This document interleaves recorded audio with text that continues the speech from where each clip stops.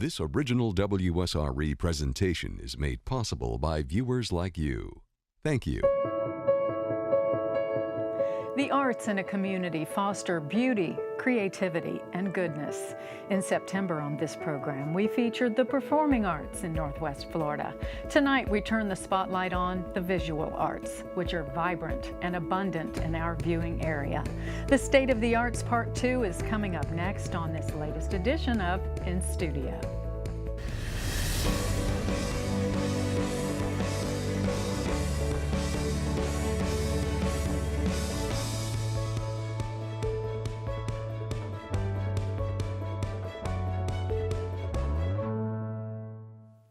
Americans for the Arts have a list of the top 10 reasons to support the arts in a community. Among those reasons, well, the organization contends that the arts promote true prosperity. They say the arts improve academic performance in our schools, and they go on to state that the arts strengthen our economies and they drive tourism, among many other things. We're going to explore all of this tonight.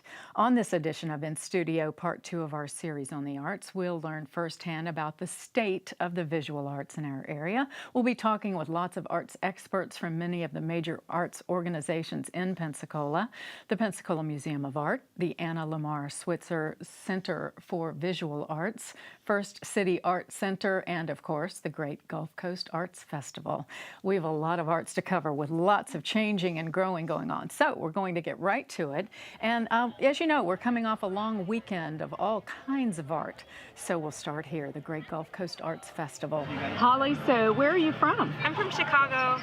And is this your first time here? It is my first time in Pensacola. This is actually the furthest that I've traveled for a festival. And how's the show been for you? It's been great. It's been my second best festival that I've had so far, so I'm super excited about it. Tell me about your art a little bit. Maybe describe it for us a bit. It's so whimsical. Thank you. I do pop surrealism, and I also do fantasy illustration, and everything that I do is based on a personal experience that I've had. I use art as my visual diary. It's one of the most highly regarded and popular arts festivals in the entire United States.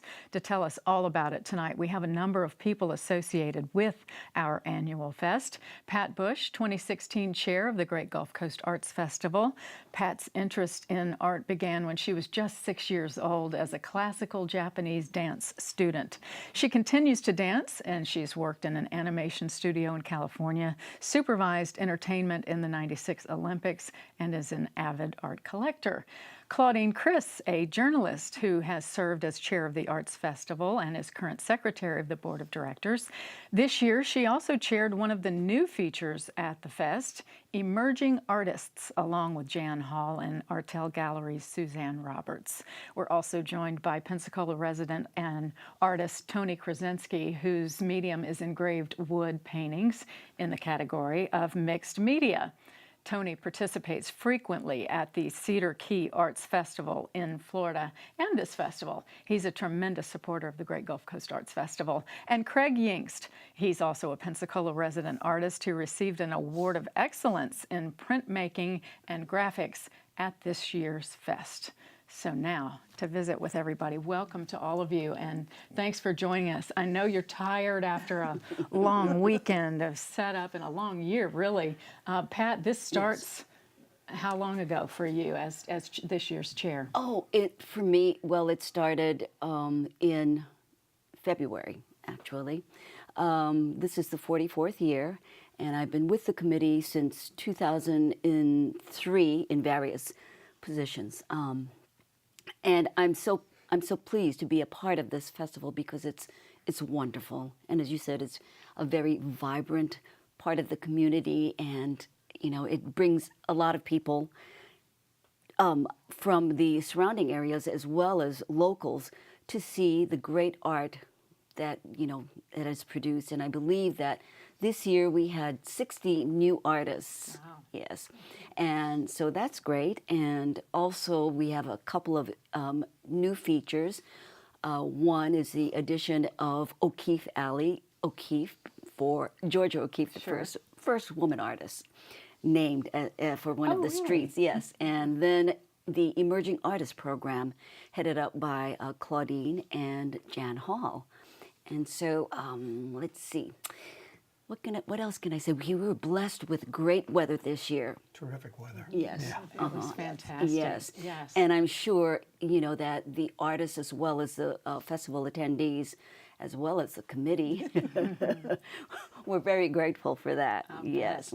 Everybody. It couldn't have been more perfect. My daughter and I enjoyed a lot of good time down there. Claudine, Pat mentioned the emerging artist. Right. That is this year's preeminent kind of Yes, new thing it in is. addition to O'Keeffe. Tell us about that. Okay, this year we invited 2 young local artists.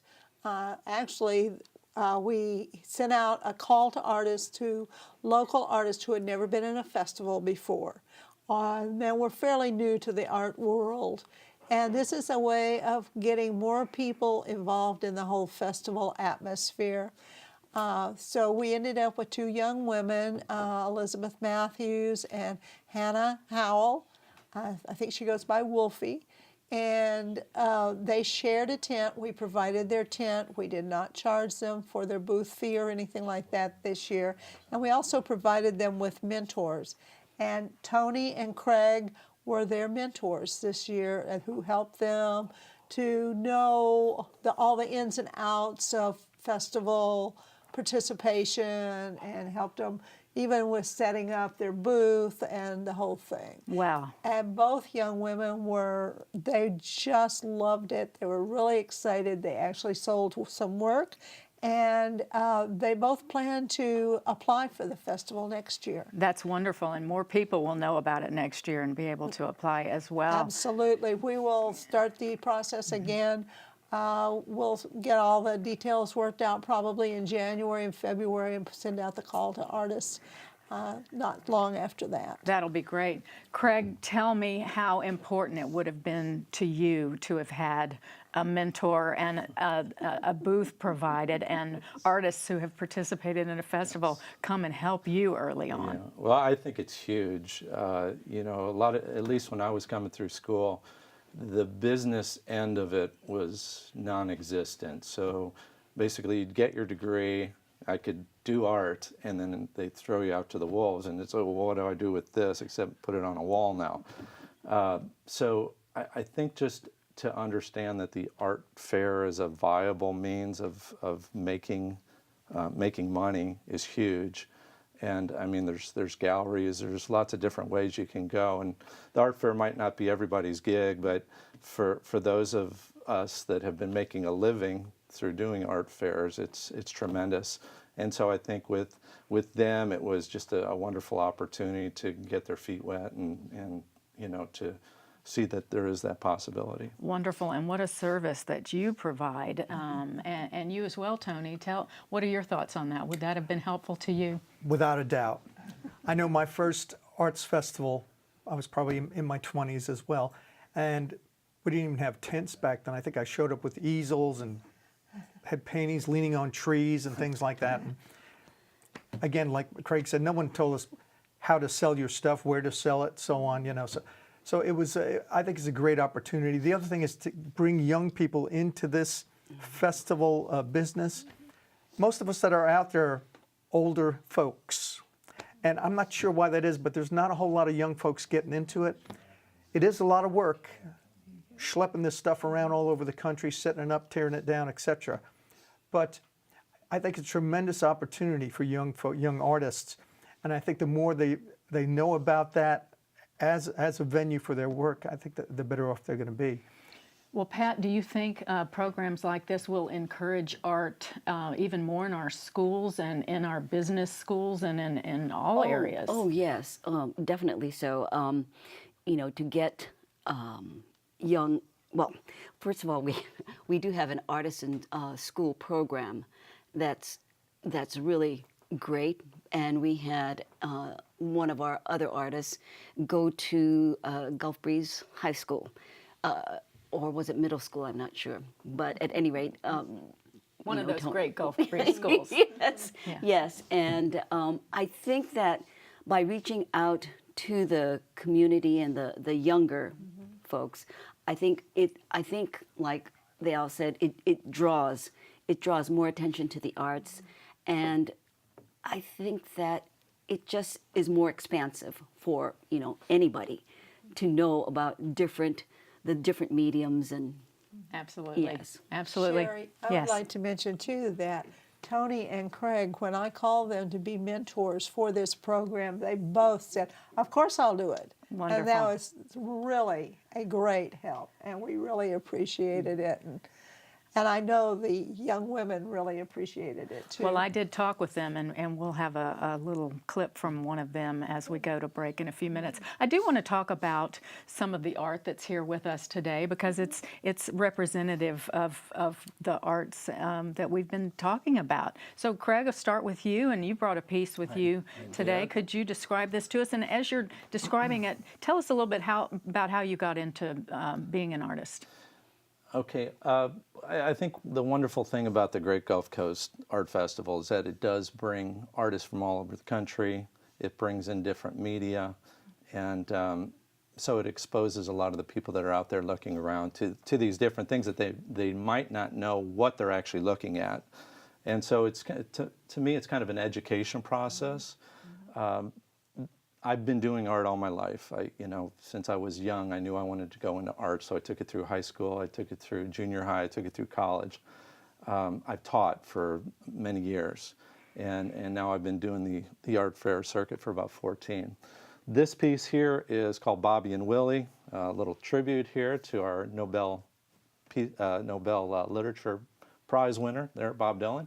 And it is called a block print. I do woodcuts and lino cuts. This happens to be a lino cut, and that it's printed from a block that has been carved.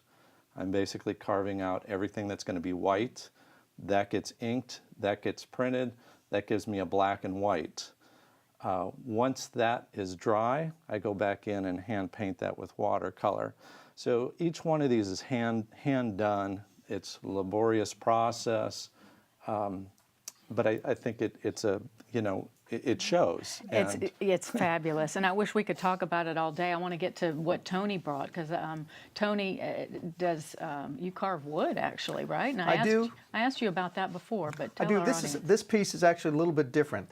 This is compared to Craig's old school wood carving. This is totally new school digital. Oh. The image itself is a digital illustration done on the computer, printed on canvas, mounted on wood. The border that is carved actually is engraved with a router that I control with a computer. Wow. Although I design everything outside the computer with a drawing, I do bring it into the computer and composite it all together. So this is kind of a combination of woodworking, drawing, and computer graphics. Kind of a different spin on things. And again, like Craig said, I think that's one of the cool things about the Greater Gulf Coast show. It brings in so many different mediums, so many different kinds of artists, and the quality in all of it across the board is just terrific. So you can just walk around and you can literally see things from around the country that are so different. We're running out of time, but tell me, how does the process work of choosing who can participate in this? Yes, we have an art show committee that essentially opens everything up. They start in January, and there's a call to artists, and artists apply.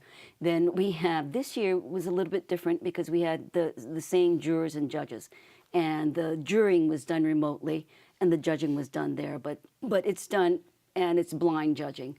They really don't have any names attached to what they're looking at or anything like this. And you wind up with this wonderful variety. Oh, yes. Yeah. Mm-hmm. And Claudine, briefly tell me about the changes you've seen over the years, because you were a chair also. Yes. Well, we've had a number of changes. We are pretty much locked into our space, so we don't have a lot of difference in numbers, but the changes have included the emerging artists. We've added a new street this year, and just different things like that. And the art I don't know, this year I thought the art was unusually good. It was fabulous. I agree with you on that. And what kind of changes have you two guys seen in participating, and what makes this one special? This year? Well, certainly the Emerging Artists, I think, again, is a great program, and I think they should keep it ongoing. I mean, that, I think, should be intrinsic to the festival going forward, without a doubt. I think it probably will. And I'd just like to say that they do such a terrific job, the committee and everybody else. There's volunteers that help booth Volunteers, sit. right. And Yes. and you need that break every now Right, and then. yeah. They always have a little breakfast for you. They have a terrific party for the artists on Friday night. And the awards money is outstanding. that's wonderful. So we would all agree that the arts are vibrant, and Oh, yes. and the Great Gulf Coast Arts Festival is fabulous. Thanks to all of you for taking your time and being on, and fabulous luck in the future as well. Next, we'll go from art festivals to art galleries and museums. The Pensacola Museum of Art is coming up after this quick break. And as we go to break, we'll hear from one of the emerging artists from this year's Arts Festival. You're watching In Studio on WSRE, PBS for the Gulf Coast. So I'm here speaking with Wolfie. It's Sunday afternoon, and she's an emerging artist. How has this been for you? It's been wonderful. It's a really great program to teach new artists like how to deal with really big art festivals like this. It gets us a lot more, what would you say, like exposure to new people who would be interested in purchasing our art, or getting commissions, or just I've had a lot of people even come and ask me like what it's like to be an artist, and it's a really great program to get just young artists or new artists, no matter what age, just out there and get us all that experience, and it teaches us how to set up, that's appealing. We've had all kinds of people come and give us, tips, and our mentors helped us with, what we should do for setup and pricing, and it's very beneficial to anybody who's new to doing big festivals and stuff for art. So you'll do some more of this. Yeah, I really hope to. So. And has this been a good festival? Yes, definitely. There's been a lot of foot traffic. A lot of people have come and purchased stuff and talked to us about our art, taken business cards, and want to email us about doing other stuff for them. So it's been a very beneficial show.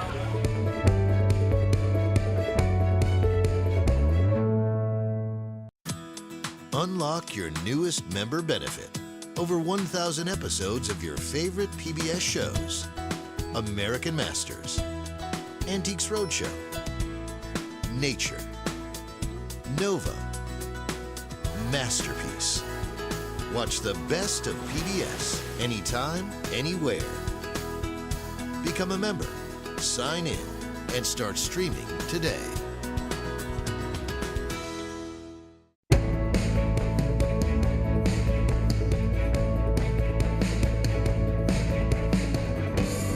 You're watching In Studio. Tonight we're discussing the state of the visual arts in our area.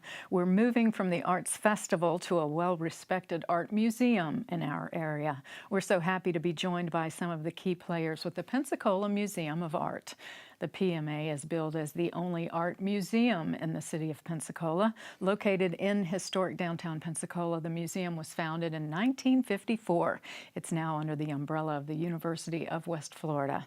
Dr. Brendan Kelly is here. He's Vice President for University Advancement at UWF, overseeing and managing the area that includes marketing, development, the UWF Historic Trust, and public media, among other things. Tonight we're particularly interested in his association with the Museum of Art.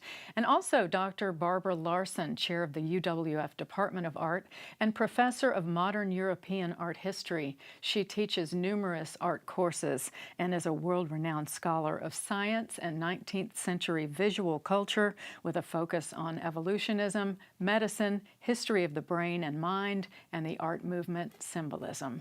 Lots to tell you about here. Welcome to both of you, and thank you for joining us for this special edition of In Studio about the visual arts. So, Dr. Kelly, have you been in this area a while? Or? I have. I've been here for 12 years. Wow. Yeah. So I raised my children here. Wow. That's great. It's a great place to raise children. It is. It's fantastic. Right. And so now you've taken over this department, or tell us a little bit about your background and then the transition from PMA to the UWF. Sure, I'd be happy to. I actually, Barbara and I worked together when I was the director of the School of Fine Performing and Communication Arts at UWF, and that's when I got to really understand what an impact that she's made on not only the art history world, but certainly on the university. After I completed that, I became the Vice President of University Advancement, and as part of those responsibilities, I do oversee all of the things you talked about, but I also serve as the Chief Executive Officer for the UWF Historic Trust. Wow. And the trust is really T.T. Wentworth to Old Christ Church plus 80 acres of land in Santa Rosa County, 40 of which Arcadia. we're making into Arcadia Mill, which is an archaeological site, and then 40 acres of which we're making into a mid-1800s farmstead property, and that development's going to be occurring over the next few years. But the museum space is a really important one. It's an important one for the university to make a contribution to downtown Pensacola in a way that only a public university is able to. And about a year and a half ago, the conversation about adding to those assets emerged. And that was a conversation about the Pensacola Museum of Art. We were eager to get involved there. One, because the university is mature enough now to really make good on the promise of it. And two, because it's tough to run an independent fine arts museum in Pensacola, Florida, or any city for that matter. That's absolutely right. Any organization like that in the arts, to have UWF's involvement, how have you seen that as a benefit, Barbara? Well, we're really excited about what it can be, both on its own and for us in terms of our students. And so we're looking forward to things like student internships there, students being able to work with and see major works of art and world-class exhibitions that we hope to be bringing in there. And so the more involvement, the better for our students, for sure. And although I oversee the art history students who will certainly be able to take advantage of that and learn so much, really all of our students in the art department, it'll be great for them. It's fantastic for students. How about for the community? Oh, I think it's great for the community. And I think it's great because the things that you can achieve as an independent arts museum are finite. But with the girth of a public university, with the intellectual capital that a Department of Art brings, with having art historians like Barbara available to be part of the conversation about what exhibitions are part of that museum and how does the permanent collection grow, the synergy that comes along with that is tremendous. It provides increased adult programming with experts. When we host a notable artist or art historian on campus, we're able to share that with the community through the location, the geographic location that the museum provides. And one of the other benefits is the fact that the PMA exists in a building that's the old jail. It's a historic structure, and it's very difficult to maintain historic structures in a way that makes them an increasing invitation to the community. We are in the historic preservation business as a university. We maintain the historic district downtown, and adding that contribution to the life cycle of the museum as a university is important to us, and a place where we think we can really make a difference. It's amazing. It'll be so exciting to see where that takes the Museum of Art and the quality of the exhibits that can come in as well. I understand there are some pretty amazing exhibits there and coming up. Would you like to talk about that, both of you? I'll jump in there. Okay. Right now we have 3 exhibits that are in the museum, the centerpiece of which is a Salvador Dali exhibit. And that really came out of a partnership that not only utilizes some of the private collections of local residents, and that's what a museum in a community like Pensacola should do.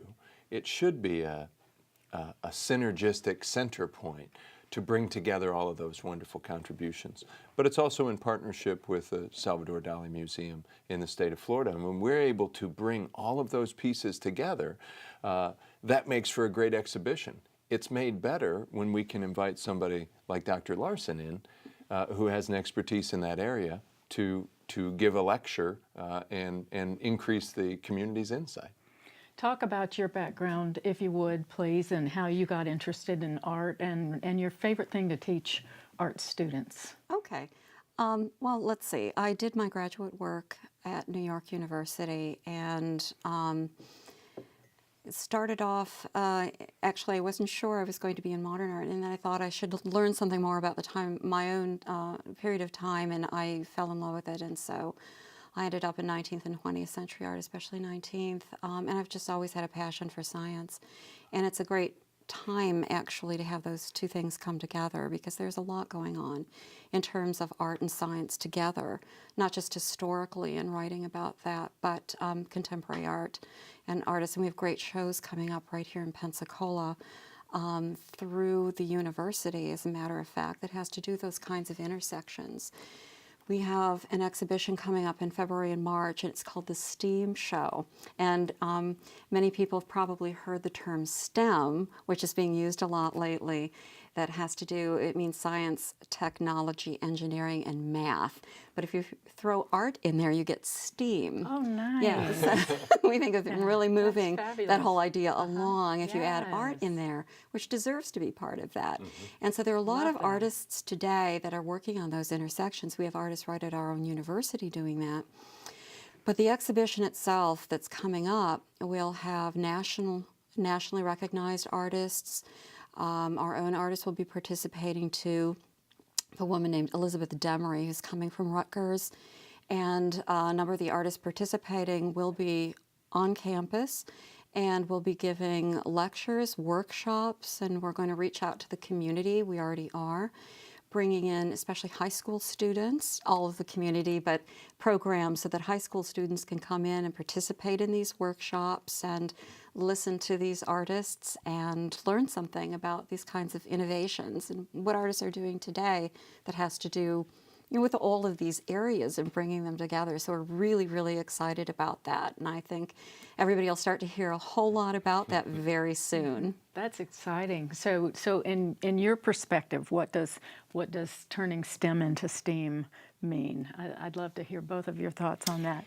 You know, we live in a world where I think, you know, Apple as a company has made people more aware of design and aesthetic and symbolic meaning. So it's really a great opportunity to focus that in as a set of disciplines. You know, Barbara used the term innovations. That's where innovation comes from. I mean, it really is the intersection between ways of thinking, and STEAM is such a wonderful example of that, and I'm really pleased that University of West Florida is able to bring together programming that helps to provide access to that for the community. And not only will there be artists there working with the sciences and technology, but there will be scientists there as well whose work is expanding into the arts, or one could see it that way or argue it that way. So it's going to be a really interesting interaction between people from different areas all together. And I think it'll be really a lot of fun for the community to see how that comes about, how that happens, and what does artwork look like that brings those areas together. So, and then we could also think about you know, other ways in which the arts and technology come together as well. In Pensacola, there's a branch of a national organization called the Makers Movement, and one of my faculty members is very involved with that, and that has to do with hands-on taking technology, just for anyone who's interested, and creating things that are also artistic. And that's become, it's such a grassroots arts technology movement. It's huge that this particular faculty member was invited last month to the White House to participate in a day-long session just about the Makers Movement. Oh, that's exciting. So, yeah. Would you say that UWF, the Pensacola Museum of Art, this area of the country is a bit of a hidden gem?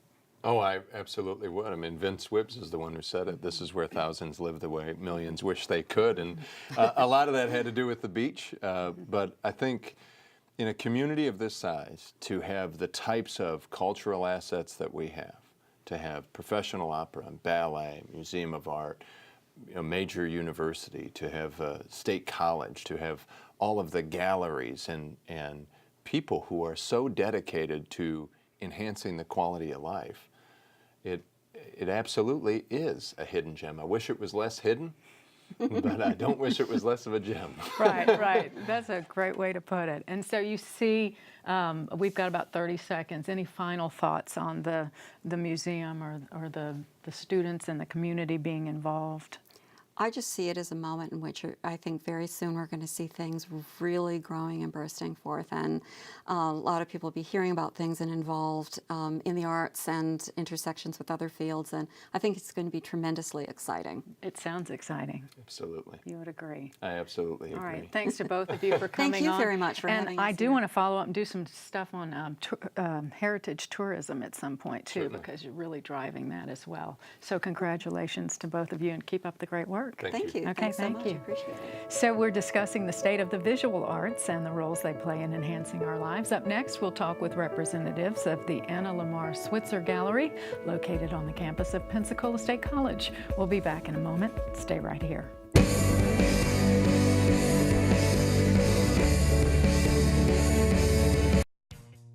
WSRE Public Television and the Escambia Elementary Principals Association congratulate these Shining Star Award recipients. These students were selected upon the basis of good citizenship and adherence to the core values adopted by the Escambia County School System: equality, responsibility, integrity, respect, honesty, and patriotism. Congratulations to all of these outstanding students.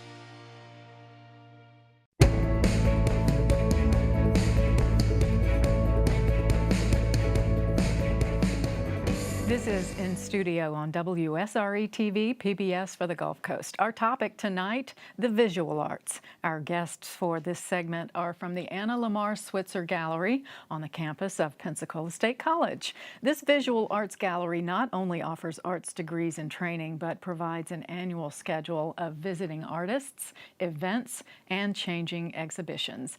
Vivian Spencer is the director of the Anna Lamar Switzer Gallery, a native of Pensacola. Vivian is a photo artist with an MFA from the Maryland Institute of Art, where she was a graduate fellow. Vivian Spencer has a long and storied career in the arts, and we'll talk about some of that this evening. Also with us, Christ Lynn, who is the department head of the Visual Arts Department at PSC. Christ received his MFA in sculpture with a minor in painting from the University of Alabama, and a BFA with a concentration in sculpture from Auburn University. His work is in various collections in the U.S. and England. And thanks and welcome to both of you. Thanks for coming in. So I'm reading that introduction about University of Alabama and Auburn University, and I know you hear that all the time, but you could be the perfect person for us today to talk about everybody coming together from the same place, right? Yes. We're all humans. Yes. That's right. So I'm glad you're both here. Vivian, for somebody who might not be familiar with the gallery, tell us about it. Well, Sherry, first of all, thank you for having us here. We have so much going on right now in the gallery and in the art department, and we're so happy to be able to share this with your viewers. So right now, we have up our annual faculty and staff exhibition, and this gives the opportunity for the students as well as the community to see what we're doing, you know, behind the scenes in our studios. And in addition, we have a very, very heartfelt special exhibition. Over the summer, our beloved colleague David Hines passed away very suddenly, and we have dedicated 2 entire walls to his artwork. And his wife, Sue Woodson, was very generous to bring forth her collection of David's work. And so it's a time for the community to come together, see what the faculty and staff are doing, and to celebrate David's legacy. And what kind of art did David do? David did a lot of things. He was primarily a printmaker, and so most of what's there is prints that he's done, some silk screens, some other things, but he also did a lot of photography, particularly later on in life too, yeah. So you've got all of that going on. Yes. Yes, we do. And there is, my understanding, a big expansion going on. We are just about adding another third to the whole facility. It's a little over 11,000 square feet that we're adding. It's going to be a new 200-seat lecture hall, and then a new contemporary art gallery, which is going to be really nice. Wow. Yeah. And so this benefits your students, but certainly the community? Oh, of course. You know, our mission is a teaching gallery, so we serve our students first in the art department and campus-wide. And then our second mission is to serve the community as a valuable resource. And so with our visiting artist program, as well as workshops and lectures, I think it's a valuable resource that Pensacola State College is the community's college. You have had some amazing artists associated in the past. Would you address that? Just to let people know this is, I mean, people just don't know. It's amazing. We get people in there on a weekly basis who walk in and had no idea that this was there, the gallery. And we've been very fortunate. Vivian, in her tenure there a few years ago, I mean, she's brought Christo in. We've had Steve McCurry. We've had some really, really nationally, internationally known artist, which is quite I think a coup for Pensacola in general, not only for our students, but like Vivian was talking about, with being a community-based college the way we are, that's very important to us to really offer things to the community. And so that's really been a huge effort on her part, but it's really paid off for us in the programming and the people we've been able to bring in. I was going to say, you took the word right out of my mouth, huge. I mean, Christ, everybody has heard of. How do you do something like that? How do you get some of these artists interested in coming to a place they may not have heard of, Pensacola, Florida, and say, we've got a vibrant arts community? Well, we do have a vibrant art community, Sherry, and it speaks for itself. I think the legacy of Pensacola in the arts community precedes us in the world. And so having a good team, having support from Chris and administration, we can pretty much do our vision. And our vision is for a thriving art community. We deserve to have artists here that you may only see in New York or Los Angeles. And the other thing is the visual arts community is very small, and you have your reputation that you go forward with. And so people recognize what you're doing, and they appreciate it, and they respond. That's great. I mean, not everyone can get to the Louvre, not everyone can get to the Picasso Museum, and so you help bring some of that into the community. Absolutely. Yeah. So on a regular basis, let's say I want to bring my family to the gallery, how would I go about that? Well, all you do, it all depends. If you're at the mall and you're having dinner and you want us to stop in, you can, because we're open Monday through Thursday to 9 p.m. And we close early on Friday at 4. If you would like to schedule a tour, you just call ahead and schedule it, and you'll have a tour. So it's a public building, and it's open, 5 days a week, and we look forward to entertaining anyone who would like to come in. What a great resource for our community. Talking about heading up the department that you head up, let's discuss some of what you do and what kind of students are coming through. How is that? Well, certainly. We one of the things that 5 years ago, when the college changed its name from junior college to a state college, that precipitated us being able to bring in bachelor's degrees. And so now we currently, for 5 years now, we've been offering a bachelor's degree in graphic design. We're hoping, after the expansion is done, to maybe expand that into some other areas if possible. That's what we're looking into. But we offer complete studio arts, we have a photography program, and we have the graphic design program there. And you've got all kinds of teachers there and professors that are well respected, and we do. All of one of the things that we feel strongly about is all of our artists, our instructors there are practicing artists, whether it be in graphic design, in the studio arts, whatever. It's almost like their avocation and their vocation go together. So they're all still with the people in our graphic design program. They're still freelance graphic designers, which is very important. And same with our photography program, because that way they're staying current with what's going on in the world and are able to bring that in and offer that to our students, which really prepares them to go out and in the workforce. And are they helping students? Is there a way that students are being helped by being at the college to find their way out in the art world? Yes, we have, particularly with our graphic design program and our photography program, we have several internships that we offer. It's for the more advanced students when they obviously have a skill set that is usable in the workforce. We have several of those, and that really helps the students to get out because, as we all know, college is kind of an insulated bubble. You know, you come in and you learn what you learn and you go out. But if you have the opportunity to go out and work in the field you're studying before you get out, that really makes a difference in kind of solidifying your choice of what you're doing. So Vivian, you're kind of you're bringing in exhibits. You're working with the arts department. Right. You're doing a lot of different things. What does a day look like for you? And what are you working on right now? Well, a day in the life is different every day, but it's always education-based, student-centered. And so right now what we're working towards is with the expanding the programming, and also we have our sights set on accreditation to become an accredited museum. And so right now we're involved in the MAP program, Museum Assessment. And so during this assessment, we're in the self-study stage. And come February, we'll do the peer review and we'll be well on our way. Oh, that's wonderful. And how long does that process take? It's a long process. Is it a long Sharon. process? It is. Yeah. Yeah. But it's a goal. It's a goal, and it's a wonderful learning opportunity because it involves students, it involves faculty, it involves staff, it involves administration. So the process is really the thing, not the, it'll be great to have that stamp of approval, but it makes us stronger along the way. Well, and I think, you know, we spoke earlier with the Pensacola Museum of Art, and I've always been of the mind that the stronger organizations that we have in a community that we all benefit, working together and all of that. I'm trying to think where I was going with this point, but I just, they were mentioning STEAM and adding arts into, would you agree with that? Oh, yes.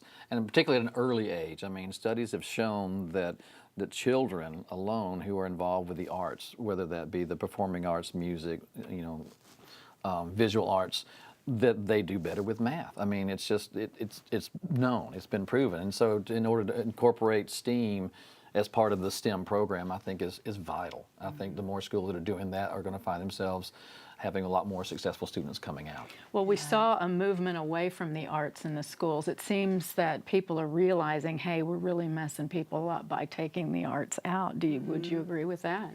Well, I think a well-rounded individual is versed in a variety of subjects, and the arts provide something that really feeds our soul. It feeds something that's just intrinsic to the human condition. So by eliminating the arts, you're eliminating something that's very basically human. So I think the arts are alive and well, and as long as, you know, the arts organizations continue to work together and to build a really strong future, I think we've got that covered. I think that's wonderful. We've got about 2 minutes. Let's talk about, you've got some exhibits going on right now. What would those be?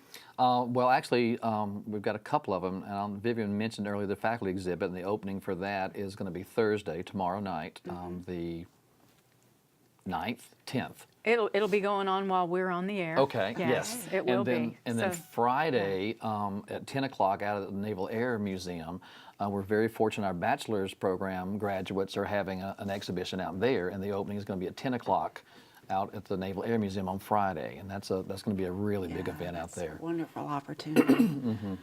And how important, I want to move, and that sounds great, have the families in this area that have contributed to the arts been, have they been pretty valuable to the gallery? We would not have what we have without the support that we have received over the years. It's been quite amazing, and continued support, which has made us, I think, we're able to provide the facilities that we have to do what we do for our students in the community. And do you see good things on the horizon for the gallery and for the arts in this area? Oh, I do, Sherry. It's a very exciting time. I think we've got a lot going on, and we just hold on and see where we end where up. it goes? Yeah. Yes. Well, I've enjoyed visiting with both of you, so Thank you so for, much for having for being on, us. and we'll Yeah. follow along and see what new and exciting things are happening at the gallery. Thank you. Wonderful. Well, you're watching in studio The State of the Arts Part 2. When we return after this break, we'll be talking about First City Art Center, so stay with us. We'll be back right after this.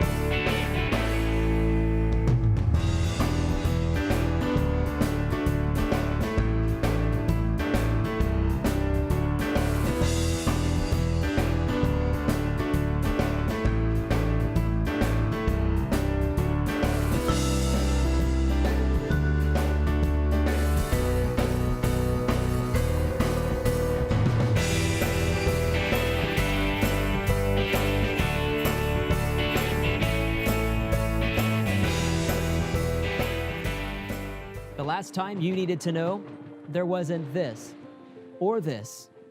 When the last hurricane hit our state, we were there. And today, we're still here. But we're also here. Introducing Florida Storms, a free mobile app from the Florida Public Radio Emergency Network, built just for Florida. With content from the National Hurricane Center and National Weather Service, Florida Storms will alert you to any weather hazard that may threaten you or your family. Florida Storms, download it today.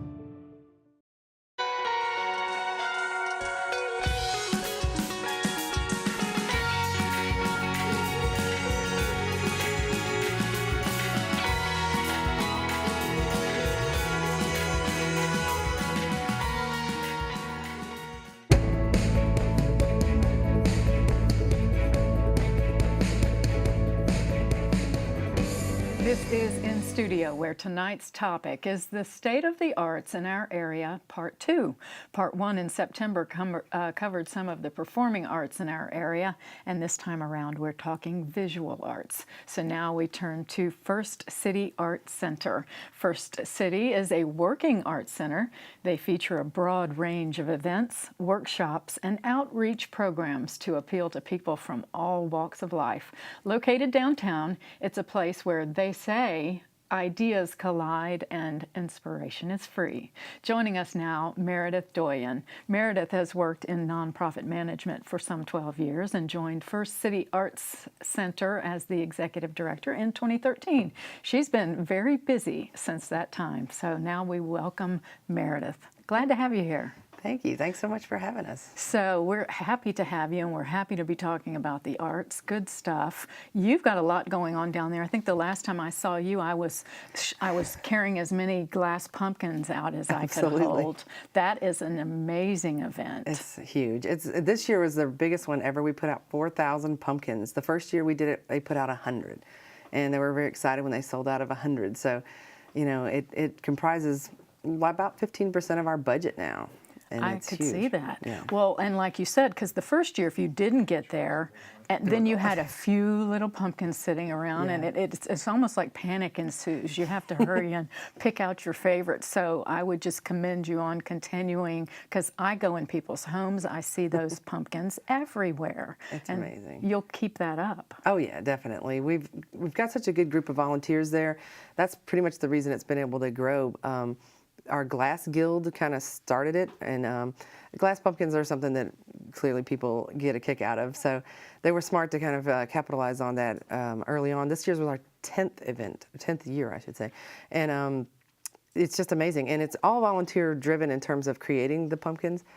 We have what we call guild pumpkins, and those are made by volunteers with our materials, you know, on our time. It's a way for the artists to get to kind of practice their skill and use studio time for free. And so those ones are 100% profit to us, and then all the signature ones are more that they're making on their own time, and we get 20-25% of those, and that's a huge boost for us. But also what I really find cool about it is that we're able to write these checks at the end of the event back to the artists. So we're supporting local artists who are, you know, essentially making a living, some of them, out of our studio. So it might be mostly that event, or maybe they're just paying for their studio time for the whole year, you know. So it's a real win-win. Thanks for sharing that about that. So that's 15% of what you do. The other 85% is what? For somebody that has not been down to your space, describe it and tell everybody what's going on down there and what they're missing. Yeah, it's grown so much, like you said. We were the Belmont Arts and Cultural Center, and they kind of been around since the late 90s, and what they did really kind of, I don't want to say hobby shop, but it was really kind of focused on a couple of different things. The main thing was pottery and then glass blowing, which is super unique. And it was a place for people to come and just sort of get to do these things and try them out. We certainly had classes and things like that, but it wasn't as structured, mostly just because didn't have the time and the money. And so growth was always a real challenge. The location, we didn't own this space and kind of started outgrowing that. It needed, there's just some things that needed to be addressed there. So an opportunity came to move, and we were able to jump on that, which was great. And luckily the board had, I think, really a good vision of what they were doing. When I came on in 2013, they had a 1-year comprehensive plan, which just seems pretty short, but that's how important what they were doing was. It consisted of moving, rebranding, a new name, and hiring their first full-time executive director. So it was a pretty ambitious one-year plan, and very impressive that they pulled it off, honestly. Very impressive for a volunteer board to do. Absolutely, yeah. And in the meantime, then you've gained partnerships. Tell us about that. Yeah, a big part of our success has been to take what they were doing well at the Belmont, which again, like I said, ceramics in all kinds. We've got the pottery on the wheel, hand building. We do a sculpture class that's amazing, and then the glass blowing. But then to kind of get the structure together and figure out where other people can get involved and how we can partner, because trying to do it all on your own could be redundant in some ways. You know, you've had some great guests on tonight talking about all these different things they're doing, and you know, there's no reason to try to replicate that. You try to say, well, what are we doing that's unique, and how does it all fit to the puzzle of what's going on in town? And I think that's been a key to our success, is to say, you know, how are we different than the museum? How, you know, how does this all go together? And so, yeah, I'd say the partnerships is a key part of that. One of the things that I wanted to do was grow youth art programming, because we just didn't have that. So we've brought some really talented teachers in, started a summer camp, you know, the good stuff there. And so that's been kind of growing, you know, started with just 1 or 2 weeks a summer. Now we're at 8 weeks a summer. So that's pretty amazing too. But my board has been, to me, the key to a lot of this success. And it's because they put together a group of people that were super diverse, and not necessarily all just artists, but people who were in the art community. And Christine and Vivian both are on my board. And I'm so blessed with that, because I have access to Pensacola State in an interesting way. And something that we got started 2 years ago that I'm super proud of is a glass blowing class that is for credit through the Pensacola State. Oh, that's very interesting. Yeah, so we teach it there. So it helps Pensacola State. So again, like, you know, let's not be redundant. They don't need to go build a glass studio. Why would you? Those are very expensive. We have it. So I have teachers that we've been able to hire through a fellowship program that I started. And what the fellowship is a 2-year residency for a glass blowing, a glass artist. And they'll come in and just basically help me run that program. But they're coming in with, in this case, a master's degree, so they can be a teacher for Pensacola State. So they're adjunct faculty. And that helps me in a way too, because it kind of picks up for my payroll lag, because, hey, you know, they're going to pick up this part of the puzzle. And now we're having this really exciting vibe with these college kids over there doing things that, you know, that we don't normally get to do in a typical class that we're teaching over there. So that's pretty exciting for us too. So since then, you've also hired some more people, so you're adding to the economy? Yeah, I think that's important. I mean, I certainly can't take credit for everything that we've done there economically, because I think we've had a good run in my time there. The economy's perking along, and that's been great. And you know what that means is that people might have a little more confidence to spend a little extra money and go say, I'm going to take a pottery class, because I've always wanted to, but I couldn't, you know, until I felt like it was right for my budget. And you know, that's important. That's a huge part of our budget, obviously. And that's going to continue, and you've gotten support from Impact 100 and other groups? Yes, the grant writing was a big piece of the puzzle that they weren't really able to do before. And a lot of it's just because, again, they needed the structure to say, well, how, you know, who's going to help you expense this money? Who's going to, you know, track how you do it and make sure that you're keeping it in, you know, in line with what the grant makers want. And so Impact 100 is a great example. They'd certainly gone for it a couple times. I know I'd written a couple of them, and it was such a shock to get it. But we'd already run out of space. So we'd come to this much bigger campus and already needed more space because of the growth we'd had. And so we were able to ask Impact for additional pottery studio. We got a huge new studio, a wonderful covered open area, which turns out to be my favorite place because you can do outdoor classes. We use it as a, you know, a stage and things like that. Sure. And so that's been big, and Sunday's Child got in there and helped too. Yes, yes. We just purchased a portable glass blowing facility because of them, and that speaks to the outreach. Sunday's Child is an organization that's all about inclusivity and trying to, you know, reach out to broader audiences. And so for us, you know, yes, students can come here. We do field trip programs, it's amazing. But if they can't come for some reason, we need to go to them. Well, and since we're out of time, I'd love for you to tell people how they can get a hold of you or the center. Yes, and we're open to the public. We're a working art studio, so come down anytime. We're at 1060 North Gilmard Street, across from Manna Food Pantries. And yeah, we have a gallery that's open. It's amazing. It's free. You can always come by and watch stuff going on. So you can see exhibits and you can work and you can do all kinds of things. Congratulations and continue the fabulous growth. Thank you so much. Thank you for coming out, Thanks for Meredith, having us. and we'll look forward to future information. Thank you. Well, we hope you've enjoyed learning more about our vibrant visual arts community in part 2 of our series on the arts here along the Gulf Coast. We appreciate all of our guests this evening from the Great Gulf Coast Arts Festival, the Pensacola Museum of Art, the Anna Lamar Switzer Gallery, and First City Arts Center. Incredible organizations with wonderful stories to tell and amazing art for you to enjoy. I sincerely hope you'll have a chance to get out and experience some of their amazing workshops, events, and exhibits. And I also want to remind you that the relatively new Foo Fest still has some arts and entertainment events going on through November 14th in Northwest Florida, from storytelling to art exhibits such as the Salvador Dali exhibit at PMA to music. Foo Fest has a lot to offer. Foo Fest is a 12-day celebration that began November 3rd and has been attracting all kinds of visitors to Pensacola, as well as delighting some of our area residents. For a complete list of events, you can check out foofofest.com. And to quote one of our participants in this evening's show, First City Arts Center, there's a creative spirit in all of us that nourishes our humanity and enriches our society. All of tonight's guests exemplify this statement. Certainly, Americans for the Arts would be impressed with our local community. We have art in abundance, and it just keeps on growing, artist after artist, year after year. On the next edition of In Studio, which will air on November 17th, Ramika Vincent Leary will be discussing the topic of animal welfare here along the Gulf Coast, switching gears a bit. Be sure to tune in for that one. And on my next edition of In Studio, State of the Arts Part 3, everybody wants to participate, coming up this on Thursday, December 22nd, we will feature the Pensacola Opera and the Pensacola Little Theater, as well as other representatives from Pensacola's prolific arts community. Until then, I'm Sherry Hemminghouse Weeks. I do hope you'll tune in December 22nd for Part 3. Thank you so much for watching. I'll see you soon on In Studio or maybe in your own backyard. Take care.